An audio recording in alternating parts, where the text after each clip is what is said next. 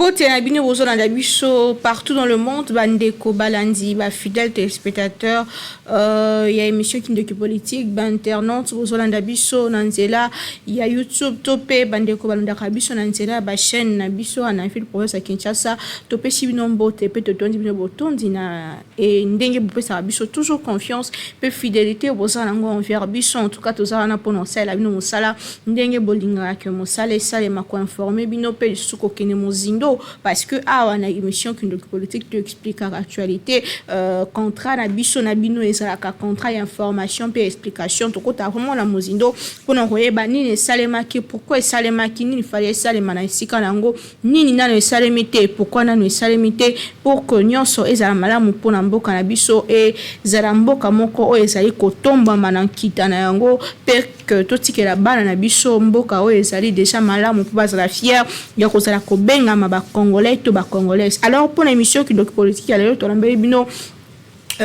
moko ya bapandisango ya mboka na biso papa Alain Ngoma na elongo to sola mo ba question d'actualité en tout cas tango molai to zwa ki na plateau na biso te kasi to ko maniola mo mingi ba question ezali ko briller vraiment actualité a na mboka na biso ya mboto kende kuna tika to sabino ke Kinshasa ezali ko abriter sommet ya ba chef d'état sur masculinité positive wapi ba chef d'État africain bakutani awa na mboka na biso sommet yango ezali bongo sommet ya haut niveau pona ko éliminer ba violence faite aux femmes awa na mboka na biso pe na kati Afrique mobimba ezali sommet o ebengami na mola mboka président de la République démocratique du Congo Félix Antoine Tshisekedi Tshilombo o abengisi pe ba homologue na ye lokola moko to pe lokola mokambi ya président d'exercice ya Union africaine et lisusu moko ya actualité ezali ko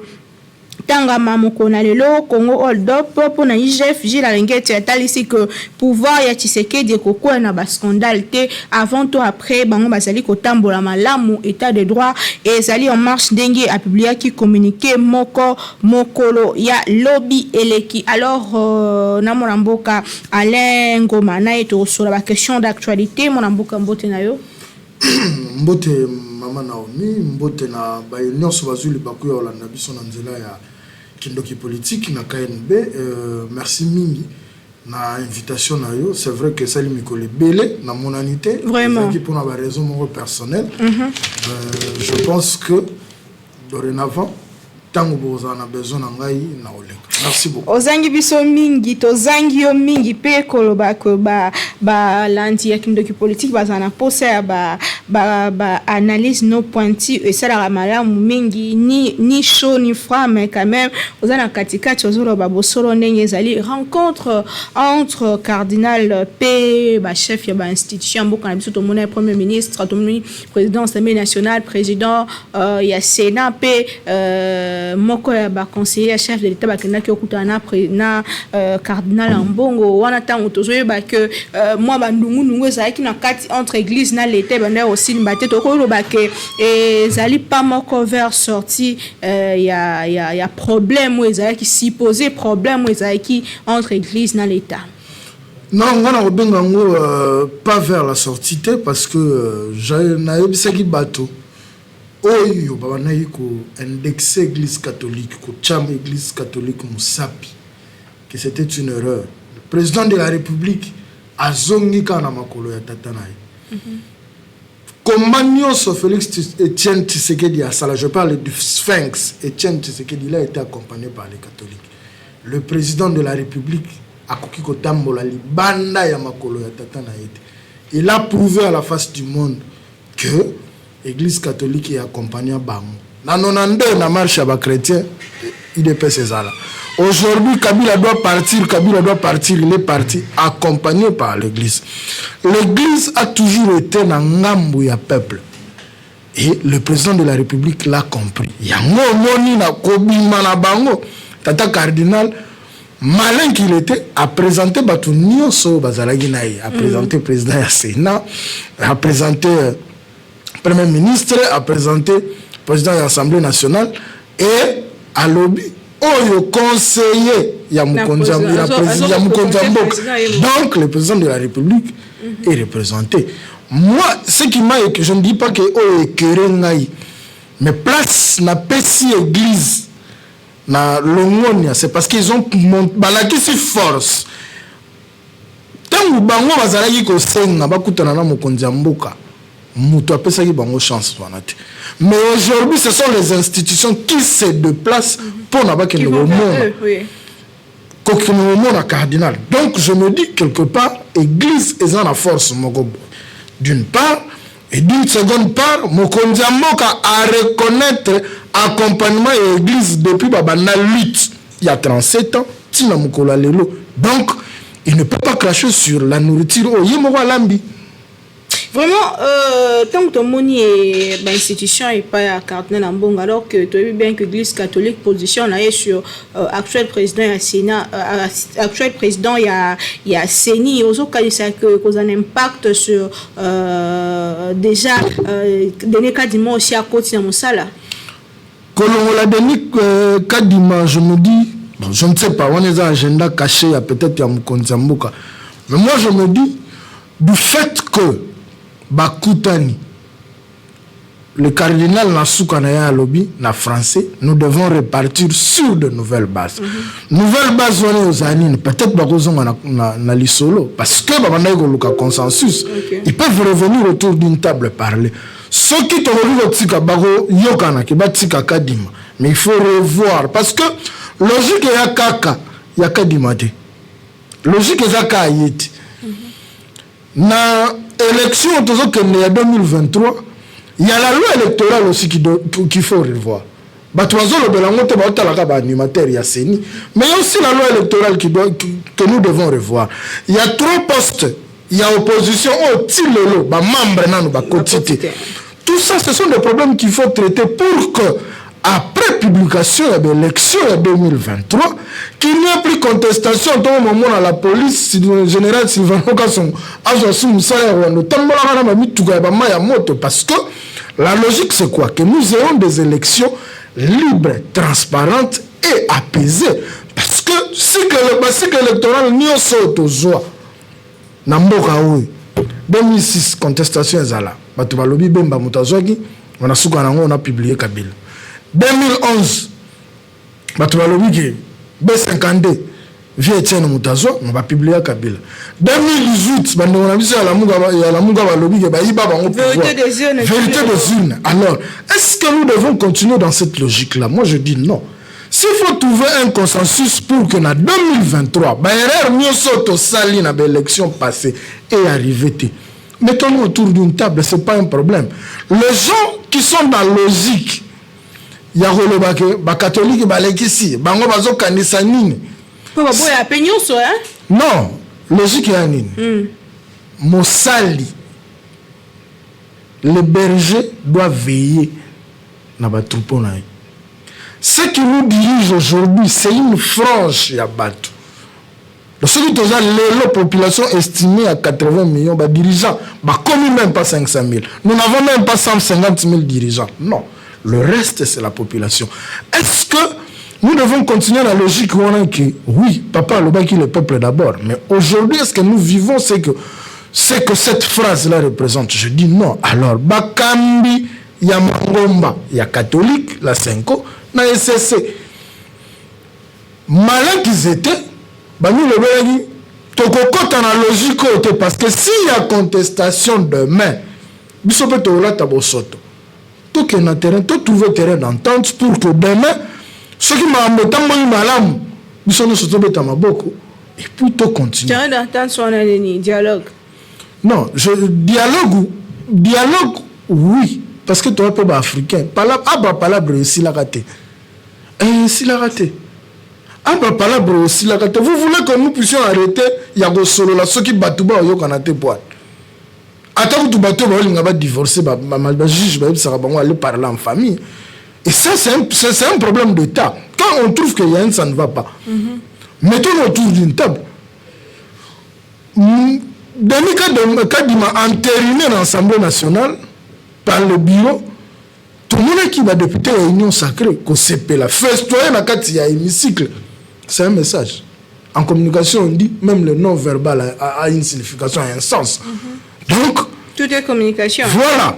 C'est-à-dire que bino bo sepeli pour mutuna bino l'équipe besoin d'avoir intérêt. Or, nangambu mususu, il y a des gens qui sont frustrés. Bino besoin sepela poani. Et c'est mon ami les amis. Mais oui, parce que ils se disent que Mouto Baotia, peut-être, du fait que, dans la logique, peut-être que, à la tribu Morona Mukonzamboka, à Koki, Nazana conditionnel, à Koki, qu'on peut ça avantage Nangambu. Surtout qu'il y a deux PCL ou la majorité parlementaire. Effectivement, nous sommes les calcul. Nous sommes les calcul. Maintenant, je pense que l'émission Morona Lekaka Awa, Naibisaka Bato Balandara Biso, erreur ya liboso Mokonzambo ga Salaka. Ya Boma coalition ya cash na FCC. Oh. Normalement, on a plateau na yo. C'était une erreur. Comment ça? Vous savez pourquoi? En 2023, le président de la République a risqué à un discours. Il y a au sala. Toutes les personnes qui l'entourent, on a contre Bangote. Mais ce qu'on à 65%, ce sont des gens venus de l'Europe. Oh yo, lelo, na moto na bango calcul communini, n'a économisé pour que je puisse postuler en 2023. Alors, Namutu la bango, à une année et demie, toza ya élection. Pour na rosunga mkonzamboka, mukie ne ba rosunga mkonzamboka. C'est-à-dire logique yani, to chaka di ma mutu na biso. Ah, mutu na biso ako trahir bino. Ako mutu na yo pa ako trahir yo. Nous l'avons vécu en Angola. Dos Santos a donné le pouvoir, a cédé le pouvoir à son poulain. Mais où il est aujourd'hui? Où il est aujourd'hui? Surtout que nous sommes en Afrique. Et pour l'Afrique, il y a RDC. Un pays où il y a multinationaux, tous les Occidentaux ont les yeux rivés vers la RDC. Alors, ceux qui ont intérêt à Bango, qu'ils ont bafoué. Parce que actuellement, si tu suis les médias internationaux, Bango comme un discours tranchant vis-à-vis à pouvoir. À tout cas, posons la verrier. Quand on posons la verrier, si ça tient, c'est bon. Mais si ça ne tenait pas, à cause de la mutuelle liboso, on a peuple, Kadhafi, surtout que la population déjà penchée déjà derrière mon source. La population aujourd'hui, Iloko, Azoluka, c'est le peuple d'abord, Rwanda, à vivre. Ce qui population à vivre le peuple d'abord, Rwanda, Lelo, le président de la République, a un second mandat. Mais ceux qui à vivre en Ngoti, Lelo. Déjà, quand vous suivez les marches, il y a la foule, c'est vrai, il y a Bapro, Kabila, Tobanini. Mais regardez les vidéos de Kabila quand il sort dans la rue. Nous pouvons minimiser parce que c'est une frange de personnes. Mais c'est un message. C'est un message. Moi, je suis pas voisin pour papa est incapable le gouvernement il va avoir le gouvernement ça va le compte ça ne va toujours pas. 6 mois après. On se le voit, il a plu à Kinshasa, Tambola. On se le voit, il a plu à Kinshasa aujourd'hui. Je quittais la maison à 11h30. Je suis arrivé à quelle heure? 2h30 après. Taxi commence à demi-terrain. Tronçon à 1000 francs, tu dois débourser 3000, 4000 francs pour arriver. Mais le mal était profond, on ne sait pas, tu sais qu'il n'a pas si. Maman, ce qui est bali moi si à Ndumba, ayo sa ki Ndumba na kati ya ndako, ko yebisa batu, comme il est laté pour yeba ki a ki Ndumba. Je reprends.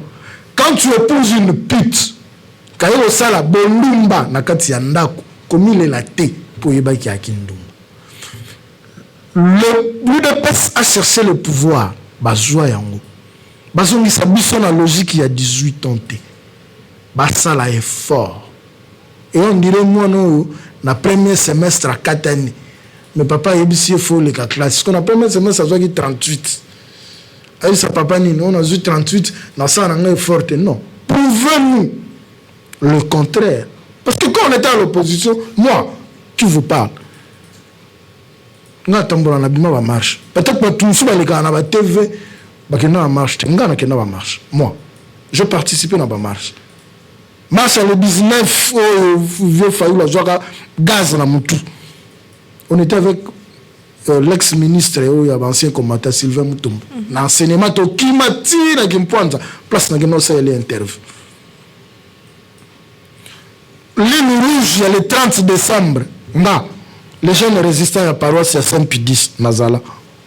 Babeta biso gaz dans l'église. Tobima. Marche au Rosimu Kenda Koufa. Moi, j'étais là dans la paroisse. Vital Kamer est venu prier avec nous dans Saint-Pidis. Nous avons marché pour que le régime de 18 ans parte. Mais aujourd'hui, nous bénéficions de quoi? Nous ne voulons pas tous qu'on commande au pouvoir. Mais du moins, Bitumba Otobunaki, Obolaka Kibiso. Ce qui biso tozu ki bokonzi. Et changer. Mais jusque-là, nous ne voyons rien. C'est vrai, la diplomatie, c'est bon. Diplomatie, il y a 15 niveaux. Jour où là, il y a habité. Ce que il faut que si la pauvre a été. Asa musala ya jour wana azwa eloko ya kolia papa ali tozo kende moi malembe na émission na biso olobi likambo etali ba opposant tozongela likambo ya opposition parce que hier c'était Fati na opposition na UDPS lelo c'est Fayulu na opposition. Pensez-vous que le fait que ba opposant to changer régime des changements ko ya très à question mais likambo etali processus électoral o essayer bandi to lo ba essayer bandi parce que mosolo ebimi déjà na caisse ya et na budget déjà bien programmé puis Kadima Koti déjà comme yamba comme qui était sur terrain mo ça laisser bandi processus électoral ndenge bandi lelo nous sommes mal partis ou eza na ndenge ya mabe il fallait que toi arrêter ndenge bande quoi bloc patriotique bazo ba to changer ni penzo zo kansa par rapport au processus électoral eza déjà entamé. Le départ déjà était mauvais. La désignation déjà ya Mukambi asini ba contestation ezala la contestation ezali. Sitting dernièrement. Pourquoi ce forcing il y a maintenir Kadima ngana yo c'est que des polichinelles parce que on ne sait rien ce qui est caché derrière. Est-ce na rotala expertise lelo na Malonda na Denis Kadima qui méritait poste one. Malonda c'est un fils maison. Moi j'ai toujours mis au défi Batuoyo Basataka na Malonda. Si aujourd'hui nous Batuoyo tozali na opposition, c'est-à-dire qui allons combattre Kabila, sommes au pouvoir, c'est parce que Malonda nous a défendu la Cour constitutionnelle. Le président de la République est président parce que Malonda a défendu les résultats publiés par Nanga. Peut-être que les gens ne le savent pas. Procès de Nîmes, Kosamba, si dossier, on a 6 ans, je crois, 1h30. La RTNC a diffusé ça. Qui n'a pas suivi ça? Qui n'a pas suivi pour qu'on confirme le résultat publié par Corneille Nanga? Donc, on lui a appelé expert Yassini. Donc, Nana Kadima, avec toutes ses compétences, Namalonde, ça, présidence Yassini. Maintenant, comment il y a Malonda, nous avons tous marché parce que tu vas contester que déjà dans la confession religieuse, il était président Boya Kwanterine. Nous acceptons. Mais tant que il y a Kadima, une frange, il y a la confession religieuse, baboy, tout le monde. Pourquoi s'entêter au Kende na blocage? Moi j'avais dit aux gens, même si Kadima est entériné, le consensus pour essayer de mettre l'eau dans le vin et plutôt qu'il y ait un processus électoral apaisé. Parce que, on est l'église, mais dans la politique, il y a de frustration. Il y a de frustration. Aujourd'hui, c'est ça qui a quitté l'Union sacrée. Pour la Babylone, ensemble, peut sa position. Sa position, Moïse. Ce n'est pas parce qu'il est faible. Il est redevable au président de la République. Ça, c'est vrai. On doit se dire de vérité en face. Katumbi est redevable à Félix Tshisekedi. Parce qu'il était en exil. C'est lui. Il s'est dit que l'union sacrée, ça sera une trahison. terrain d'entente, mais dans l'entente, c'est un terrain politique. En politique, il n'y a que les intérêts qui priment en politique. Dans la politique, il n'y a que les intérêts qui priment. Il y a la majorité ou dans l'opposition. En politique, il n'y a que des intérêts qui priment. Donc, ensemble, ils sont menacés parce qu'ils veulent aussi faire entendre leur voix. Logique est si on continue, Katoumbi ne sera pas candidat parce que la loi électorale doit être revue. Il y a à repostuler. Le président, il y a parti politique, il y a plateforme. Voilà. A postulé en tant que candidat président de la République. Tu vois aussi leur frustration. Donc, il faut se mettre autour d'une table, mais dans un bref délai. Parce que déjà, dans quelques jours, il y a le mois de décembre. Donc, toujours l'année 2022 pointe à l'horizon. Voilà. L'année 2022 pointe à l'horizon. Et quand l'année prochaine, il y aura des alliances qui se feront et il y aura des alliances qui vont se défaire. Parce que nous avons un positionnement politique. Pour l'élection en 2023. Mais nous avons la crainte pas nulle part où les politiques parlent, les politiques battent associés à peuple. C'est ça. Exactement. Mais quand il faut aller dans la rue, ils nous appellent. Les politiciens congolais sont comme 200 000 étés. Mais la République démocratique du Congo, aujourd'hui, avoisine les 100 millions d'habitants. C'est même ça la question. Quand on dit que Kadima part, les élections et autres, qu'est-ce que ça rapporte à la population congolaise? Et concrètement à la population congolaise. Intérêt au peuple dans ces années. Parce que, apparemment, même bloc patriotique, même opposant, je n'ai rien contre eux, mais c'est beaucoup plus élection, Kadima, autre. Jamais le social, jamais problème à la population. Les politiques congolais sont égoïstes. Le premier ministre, je n'ai rien avec lui. A-t-il déposé projet? Il y a budget 2022.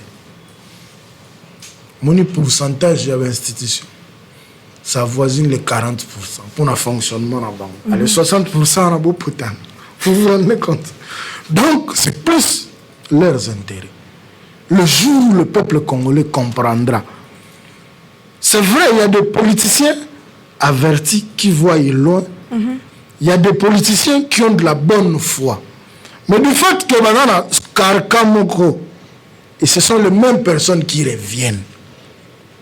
C'est tout un système. Merci. C'est comme un véhicule qui fait un taxi.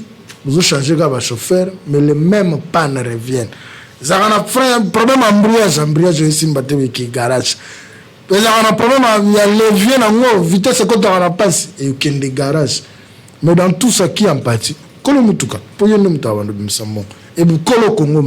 nous, la population. Le Congo n'appartient pas aux politiciens. Le Congo nous appartient.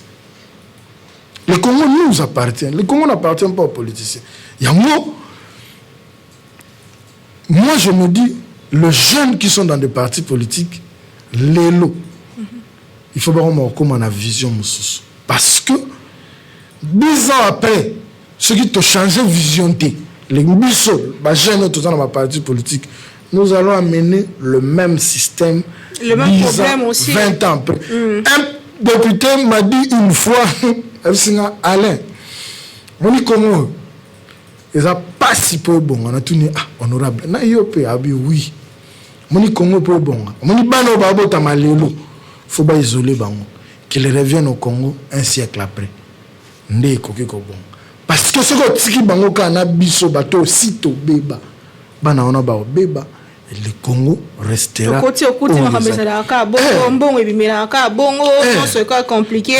Voilà. C'est-à-dire, Kabila a dit qu'il n'a pas su changer l'homme congolais. Le président Félix partira, il ne va pas changer l'homme congolais. Parce que moto azana nzala aluka kamizula biloko yemoko. Tant que je mizula biloko yemoko, okokoisa, okobebisa ba avantage ya baninga pour que yo on se retrouve. Or, si c'est l'État qui répartissait, bah entraîne il y a toutes les revenus, il y a République. que nous sur l'état d'azo repartir yango. Je pense à ce moment-là que chacun de nous prendra conscience. Que pensez-vous de la réduction des trains de vie de l'État? Comment le belango à tout moment? Pensez-vous que c'est mieux de réduire les salaires? Il y a animateurs, il y a institutions, soit qu'on réduire les nombres, parce que récemment, honorable Adélie Sessangasa qui proposition puis a étalé vraiment concrètement il faut ça pour réduire train de vie à l'État. Mais allons à si moi réduire même personnel même député dans l'Assemblée nationale. Ozo kanisa que azana raison côté wana. Vera Zamtamaye le Makassi. Il a raison. Il a raison. Mais moi je commence par c'est vrai que Mitoune za yo. Na poser une question. 500 lelo salam salam. Sans avoir un problème avec Vera Biso lenga encore. 500 salam salam. Alors c'est le kilo hein. Ils ont plus ou moins $2 millions à fonctionnement mensuel. Vraiment. Ok. À la présidence de la République aujourd'hui, ils avoisinent 1000 personnes. Ils avoisinent 1000 personnes à la présidence de la République. Ceux qui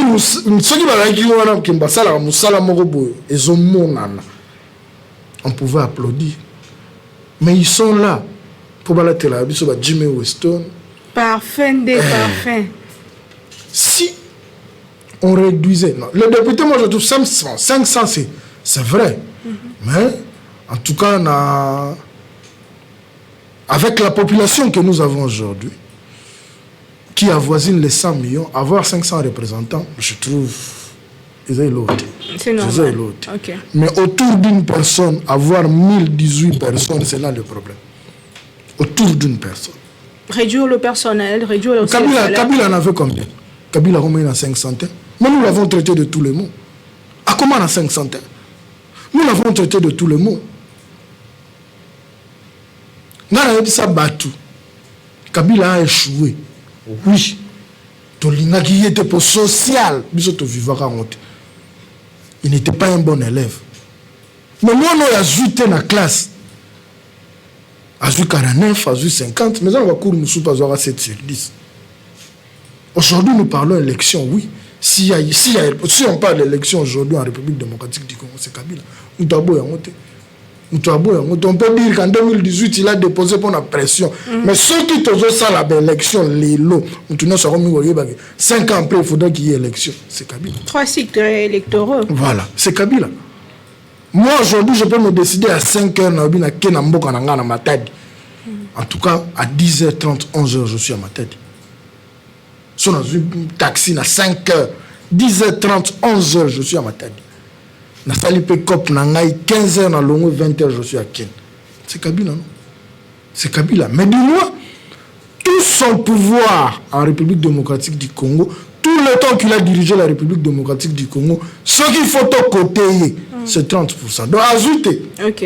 Ajouter. Mais quand même, il fallait ça la tête. Même il fallait ça la tête. Parce que bon, se plaindre. Kabila tuer ce pays, Kabila payer, Kabila ceci. Évitons ça. Évitons ça. Mais tu vas continuer la logique, il y a déjà le trou. Les grandes choses se font dans les silences. Papa, ces Japonais-là construisaient plus la nuit. Les grandes choses se font dans les silences. C'est vrai, nous avons besoin d'une communication. Mais ça,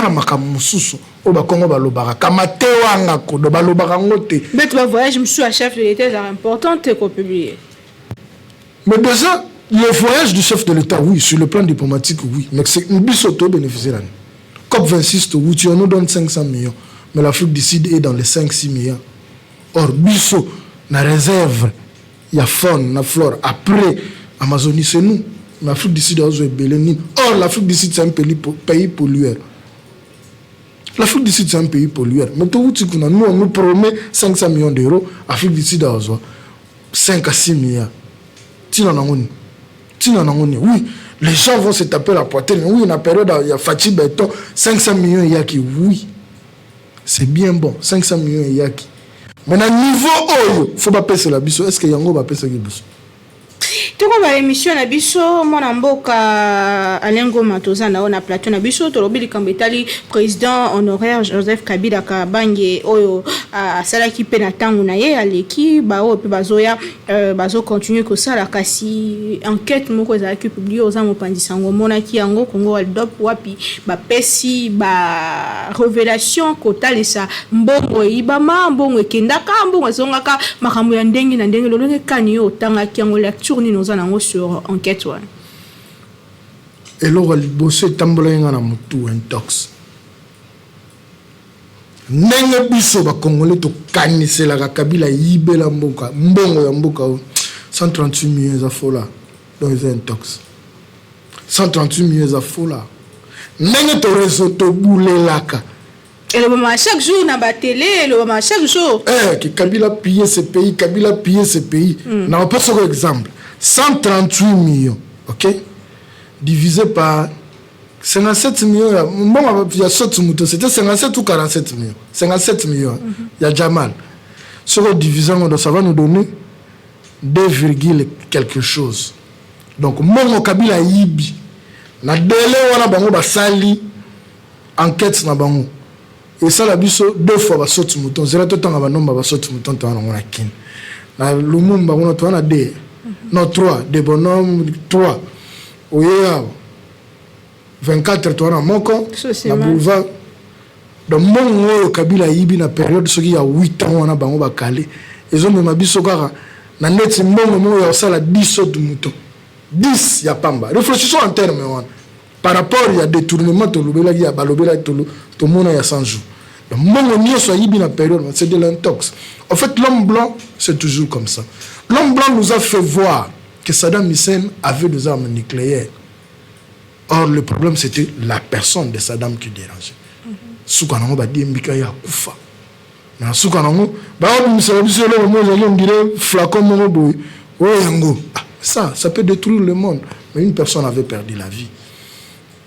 Kadhafi, quand il a commencé à révéler, il a financé pour Sarkozy, Nicolas Sarkozy, a postulé la présidence de la France. C'est là où le problème est bandé là. Soukanongo, il a été tué, abattu à caniveau. Ok? Aujourd'hui, l'homme blanc veut savoir, silence y a Kabila et Bombini. Tipouana a organisé l'élection en 2018 au président Félix Aza, aujourd'hui élu président de la République. La communauté internationale n'a même pas donné $1 au Congolais. Je ne fais pas les défenseurs de Kabila. Parce que moi, la balabala pour y aller au pouvoir. Mais je suis en train de faire une analyse correcte. Ce qui va mon Kabila détourna et avoisina taba 5 milliards, on a réfléchir autrement. Tous ces médias qui ont fait cette enquête, ils ont des Congolais, RFI, TV5, ils ont des Congolais. Pourquoi ils n'ont pas associé les Congolais dans l'enquête sur Parce que ça nous concerne. Parce que ça nous concerne. 3 millions de documents. En 9 mois. 3 millions de documents. Parce que quand tu lis un document, cela ne veut pas dire que quand on a tangi Makambo, on nous a vérifié. C'est vrai. Il faut faire contre-expertise. Nous, ça, on attend. Non, c'est de l'intox. C'est de l'intox. Pour aller plus loin, Kolamuka ou FCC à la Mouki, ça craint aussi. Mais ça peut bouleverser les choses. Je ne parle pas de bouleverser les choses. Ça tique l'attention. Ce gars-là, dans son silence, qu'est-ce qu'il est en train de préparer? Il faut chercher à l'affaiblir. Quand on cherche à l'affaiblir, nous tout pas atteindre, il faut Luka. On nous avait parlé de Panama Papers. Aujourd'hui, nous sommes. On nous avait parlé de Panama Papers. Ils ont une fortune estimée à 84 milliards. Où en sommes-nous aujourd'hui? Aujourd'hui, c'est le Congo Hold Up. Demain, il y aura autre chose. Le jour où le président Félix ne sera plus président de la République, retenons la date d'aujourd'hui. Il y aura des choses qui viendront. Parce que l'homme blanc cherche toujours à soutirer ce que l'homme noir a. Qu'il puisse rester pauvre et Bango va continuer à trôner. Et chercher de mettre un peu de désordre, mais oui. Moi, qu'on soit là, mais oui. Parce que la normalité boy ça veut dire que Kabila détourna 138 millions et ça faut là pour la République démocratique du Congo. C'est de l'intox. Qu'ils arrêtent ça. Chapeau bas le président de l'UNPC à Ville Kinshasa, Jean-Marie Kassamba, qui a offert son plateau. Bien que vieux père mon andimagaïté, mais après ce plateau, que son relève vienne en débat contradictoire. Il y a reprouvé Bisso. Parce que c'est un Bisso. C'est vrai. Bon, Bisso c'est la vérité, mais dire les gars on a plateau na Bisso, il y a quand on peut expliquer Bisso enquête, ça va ça pour que parce que moi je me dis s'il y a eu détournement na délai wana Kabila 138 millions, c'est que ça faut là. C'est que quelque part bon, il n'est pas sain. Mais il y a un bon. Et moi, sans qu'il ne se rende compte, il s'est retrouvé dans 138 millions. Tout ça, c'est un dossier, il y a un bloc patriotique, il y a un Denis Kadima qui est un dossier, de l'eau, qui marche, sitting, paix, organiser marche, surtout quand ça a gain de cause dans la revendication, alors que l'Église catholique peut déjà commis en bon terme dans le pouvoir. L'Église catholique a commis en bon terme dans le pouvoir. Le cardinal était clair, nous devons repartir sur de nouvelles bases. Nouvelles bases, il faut trouver un compromis. En politique, nous tournons sur l'ingara se faire valoir. La politique. Vieux Etienne a paix à son âme. En 2011, après publication d'un résultat, il a prêté serment chez lui. À cette époque-là, c'était normal. À cette époque-là, c'était normal. Parce que c'était vieux Etienne. Non. Le vieux savait que la politique,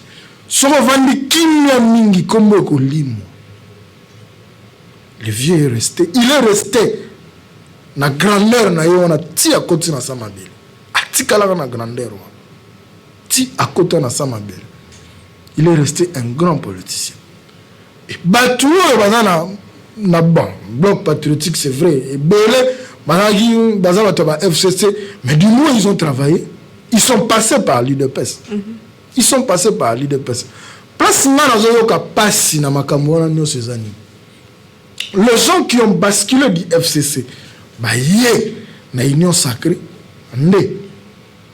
bazoya na intox. Ils veulent amener leurs anciennes méthodes. Oh, on a salé la tangue bazagina Kabila. Ne va pas samukonzambo comme makanisi. Mais makanisi va pas ça Kabila. Aujourd'hui, et se retourne contre Kabila. Donc, le président de la République doit être prudent. Très prudent. Parce que on a eu ça bateau. Union sacrée, ils ont dit moi si ça na zeni. Boibita abota mapasa, boibita abota bisimbi. Arosa peu morné. Ah, arosa peu fausse couche. À 7 mois, et aujourd'hui, nous avons les retombées de l'Union sacrée. Nous avons les retombées. Il y a de ceux-là qui ont trouvé gain de cause, se retrouver ministre, qui ont critiqué l'UDPS hier, mais aujourd'hui, c'est l'UDPS pour rien. Et ça, on a tout la connexion, une semaine, 2 semaines. La connexion ils sont prêts à faire des courbettes au président de la République. C'est bien. C'est bien. Mais moi, je me dis que le président de la République n'est pas dupe. Ayebi Oya vivant tant en opposition. Et l'élo, ni fois ça na bateau banzinganzingana. Le bloc patriotique bazok sala kaka oyo. Mutazan en opposition à salak. A otali sa mécontentement na. Oh, le gars, il dit, je dis, moi je suis content parce que Kota là, n'est-ce se déroule la police du moins, et le monde a Kabila, la police a gaz à mauve, gaz à mauve, gaz à mauve, na enseignement, gaz à mauve, na paroisse, na biso à Saint-Pédis. Mais aujourd'hui du moins, parce que réprimander pendant sous la marche. Ça, c'est un point positif. Il faut bêter la mocété. Il faut bêter la mocété. C'est vrai que va bloquer, non, c'est ni commater parce que, même si vous avez La police a encadré, aussi ça m'a aussi tcha, parler. Oui, ça c'est quand même quelque chose à encourager. Mais je me dis que ce sont des instructions peut-être venant du chef de l'État parce que parce que je vous rassure, ba marche wana et memi batou ba famille ba perda. Mabota et le président de la République même était victime. Il y a eloko il y a ba marche ba réprimander ba marche. Je pense que peut-être à Benda général Silvano Kasongo Matoyi pour que à réprimander. On a qui vidéo les autres tambours dans la quartier les réseaux sociaux ba policiers ba bito tela beaucoup to mettre un gaz. Tu mettre un gaz c'est ba ça coûte footing. Na boulevard je vis. Ça prouve la suffisance que Tozo Kende nous sommes en train d'avancer. Mais avancer en haut, ils ont la carte à encadrer les manifestants et toucher le secteur pour que demain ou après demain, ils soient profati. Tout ça peine à bilan en salle. Besoin de pouvoir. Le premier mandat, peut-être les abris. Mais surtout qu'il y a une en 2023 qui est au PCA, confiance, au PCA deuxième mandat. Tu as aucun. Tout ça peine et le gouvernement justifier appartenance à Bissou. Papa Alango Mato, comme na suka émission na biso motuna moko ozokanisa te que lelo tozoke na ba maponami ya 2023 ceux qui candidat moko a se présenter à lobi kengai ceux na boponi ngai na le quoi président de la République na olongo la ram population e ponani c'est là yo en fait ngai nami lobela déjà ram mais eloko ya mabete ram ya mabete c'est une redevance. Mais on est sa population. Tu quand on a ça. Poser la question. Voilà. Manière. Bah il a biso yango. Et il y a le mot yanko. Ti. Et on dirait le mot yanko. On ne dirige pas une nation par défi. Non. Lelo. Ram et l'Élisa. Président de la République Mongo Aye. Abige ya kolongola. En tout cas, ils ont un cartouche. Ils ont lisasi oyo. Ils ont pour tirer facilement parce que ce qui est vrai, ils ont les lisa. Ce qui va restructurer, va recadrer, ils ont le mot ya malam. Na boy kokota na muzindo. Na boy pena kokota na muzindo.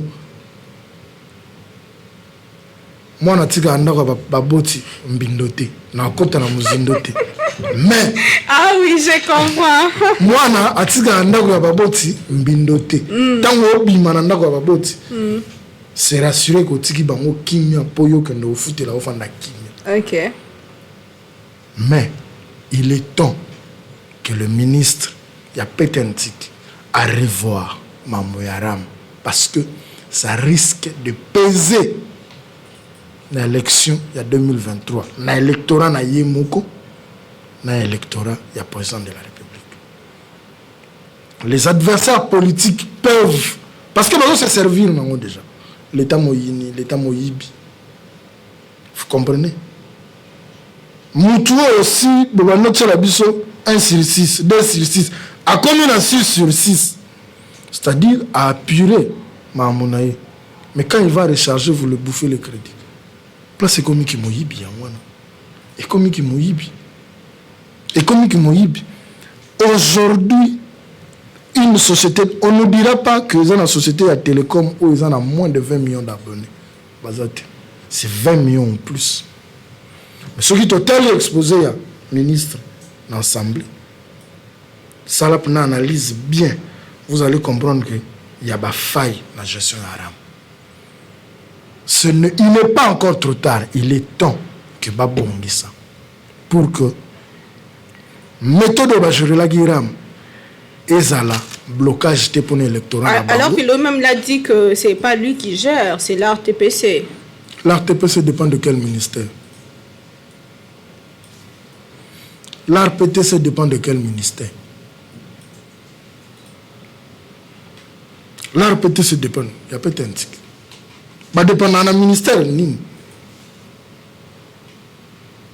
Cette loi-là, babilo gore haram. Et bandi pana yeta, et banakala. Akuta Mobeko Ango. Akuta Mobeko mais encore en application. Bateau va mettre en application T parce qu'ils savaient ce te mettre en application ça va retourner contre nous. Le Congolais a plusieurs problèmes, il n'est pas encore prêt à payer Babiloko. Mais quand nous parlons du RAM, c'est ça que je dis. C'est ça que je dis. Il y a un moni na Transco. To futaka 500 francs. Mais na temps normal to futa 500 francs. Le frais à carburant, l'État nous en charge, n'a évité soit cata subvention. Parce que population congolaise va vivre na moins de 3 dollars le jour. Nous qui avons cette grâce-là, peut-être que aujourd'hui 10 dollars, na soki va monter 10 dollars en moins sili, mais nous sommes bien au Liboma. Nous sommes bien au Liboma. Nous ne pouvons pas fonctionner de promesse en promesse. Tokomi o lemba, tokomi o koma na suka. Alors, tant que vous avez le modèle, vous avez une urgence à qui a sa unité à activer pour appel à contrôler ma monnaie. Aussitôt crédit côté aussitôt on prend. Mais comme ça, beaucoup moins dans un hôpital, check crédit, donc compliqué. Une autre politique à mon connaît comme Nasuka, votre mot de la fin par rapport à l'émission de ce jour. Mot de la fin dans Ezali, toutes ces personnes qui entourent le chef de l'État, rendez service au chef de l'État. Dans mon Konzamboka, je sais que na minute je commis passe pour magie salamate. Mais ceux qui a 8 second mandat, priorité c'est le peuple d'abord. Le peuple d'abord en Ouizani, Kolia, maï courant, parce qu'on a facilité. Il y a circuler et puis moteur ça musala le fonctionnaire de l'État bayeba na ko rémunérer na nengo bani parce que 80% de la population congolaise l'État mutaza employeur na bango na ba nouvelle unité na ba vieux ba kokisi ba 60 ans ba 65 ans ba 70 ans ba lingo tika musala te c'est l'État. Si l'État faisait de bonnes réformes l'administration publique la fonction publique ndenge VPM na biso azosala la fonction publique azosala lelo que écueilli pendant normalement demain ou après-demain même s'il ne sera plus président de la République maboko to obetela ye ya mokaka et kozongela ye po kitus ebandi na période ya mandat na ye na population congolaise biso moko pe toza na part ya responsabilité mibeko ya l'État to tous et si ka ba yebisio awa ko salate parce que ce qui est salité misolo faut ce qui est pesité misolo faut que dans l'État et côté changement et au monde en até la grande part ya responsabilité eza ba kambi pour bangonde ba gérer misolo ya l'État. Je pense que mot de la fin n'a rien à Bissonioso, tous en abolingo ya Congo, pour lobby, toi après lobby, to vivre gloire, attaché to aussi banzete. Mais tout le monde a dit, ah, Congo est changé, bah, marche n'a qu'un choc, n'a rien à l'okolo, les agis à Pambate. Merci beaucoup. Ça n'est fini pour aujourd'hui. Merci beaucoup, Papa Alain Ngoma Wazaki Nabiso na plateau. Merci Nabino Ndaki Biso na libanda tope na kati ya mboka bande kwa Belgique. En tout cas, nazo sentir bino merci mingi. Na ne bozo soutenir Kindoki politique bande ko boza partout dans le monde. Je vous aime tant. En tout cas, restez toujours connectés sur notre chaîne KNB News. Visitez, mais n'oubliez pas aussi de partager nos vidéos. Bossa la rande, bossa la rande na ba groupe WhatsApp. En tout cas. Et ça la biso ba bien et ça la biso bien makasi ko ba comme ça to ça la bolinga yango to kutani très prochainement on a invité mon socio ya Sika toujours avec le même plaisir dans ça na kolbate kenzambe abeni sambo ka ba koko na biso République démocratique du Congo. Ciao.